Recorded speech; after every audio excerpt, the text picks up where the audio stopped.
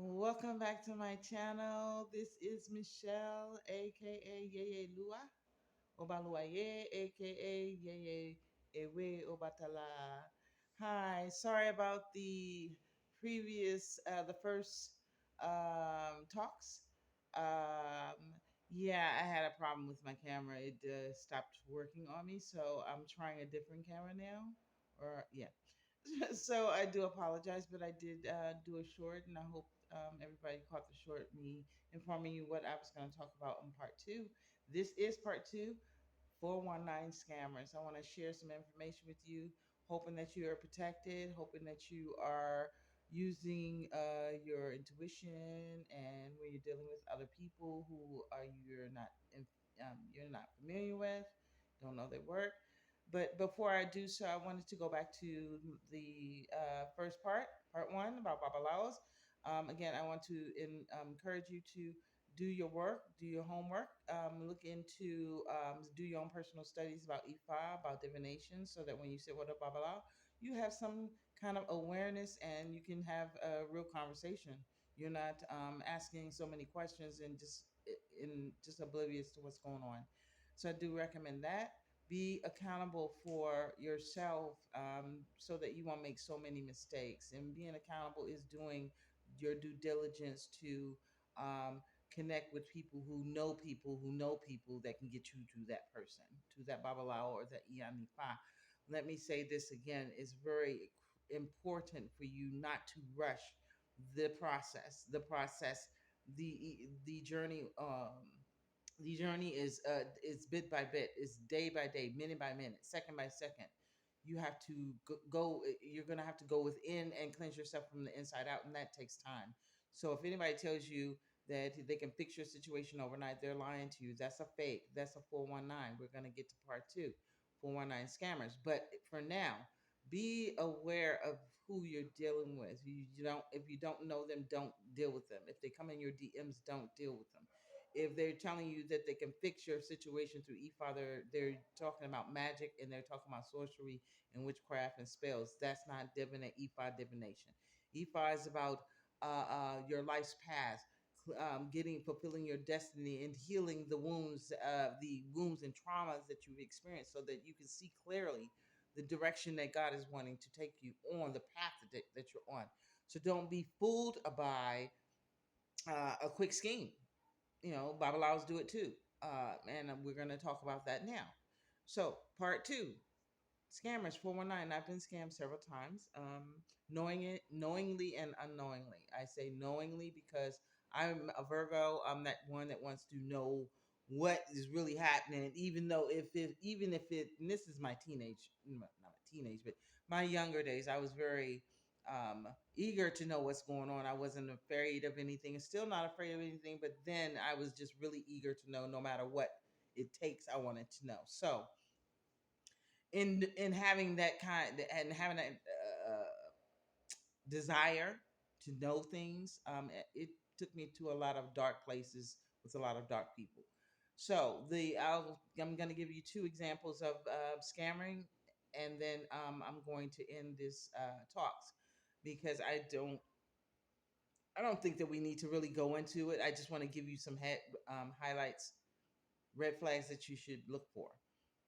Okay, I've already talked about Babalaos in there in the quick, trying to get you to get their money, and they'll say they can fix this, they can fix that. No, the approach is, you have to have a spiritual approach about this, because you can get caught up into some frauds and a bunch of nonsense. So I'm trying to, what I want to do is protect you from yourself. Don't be so gullible and so eager to get to the destination. This is a life, a journey, and it's bit by bit. It's not it takes time, because you have a lot of healing to do. You have a lot of learning to do. You have to gain wisdom.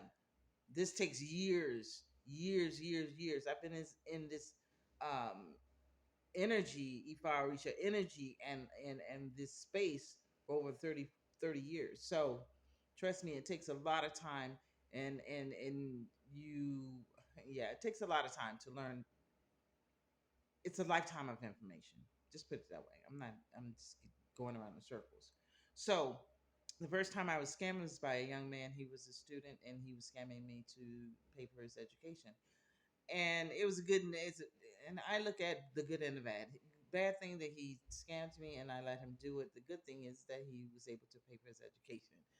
Go figure. That's my thinking. I want to have it. Everything needs to be balanced. So it turned out to be balanced. We eventually he told after everything he told me who he was and why he did it, and we parted, but we understood each other. I knew what was going on. He was scamming me for months. We were kind of flirting, and this was the time when I was very vulnerable. So again, this is a red flag. If you're vulnerable, if you're eager, and you have to be a calm person, you have to be patient. You can't be eager and gullible and so ready to do whatever to get the information or get past an experience. You have to go through whatever you have to go through, and you have to have the experience. You have to learn the lesson. So all of that takes time. So please be patient. Otherwise, you're going to land in the hands of people that can literally wipe your bank account out. Okay, so just be smart about it. So this young man, I knew what was going on. I just wanted to. I was just going with the flow. I was all gullible. I wanted someone to talk to. We were flirting, that type of thing, getting my mind off of my troubles. Okay, so this only lasts for a few months, but he got a lot of money out of me, and I was okay with that because I was making money, and I was just like in this effort mood. It doesn't matter. Just wanting someone to love me. It was funny because I went all the way to Paris to meet him. He wasn't there. I knew he was gonna be there, but it was my own personal secret, and it was my own my experience, something I had to go through, and a lesson I need to learn. No matter how gullible, how whatever you are, it doesn't matter where you are in your life. A scammer is gonna scam you. So if you're feeling lost or lonely or what, go to family. Don't be in the hands of somebody. Don't set yourself up to be in the hands of somebody who is gonna basically use you for your money. That's all. And especially if they're across the country, don't be a fool. Okay, so that was the first time. The second time it was someone that I was in a relationship with. And I won't put out names, but um initially I was warned about this person about his theft and his scamming using his Babalawo ship to scam people.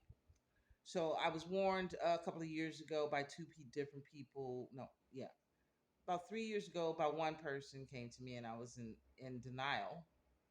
And then the second person came, and when the second person came in, I wasn't no longer in denial. I knew that what I was experiencing and what he was telling me was not a coincidence; it was true.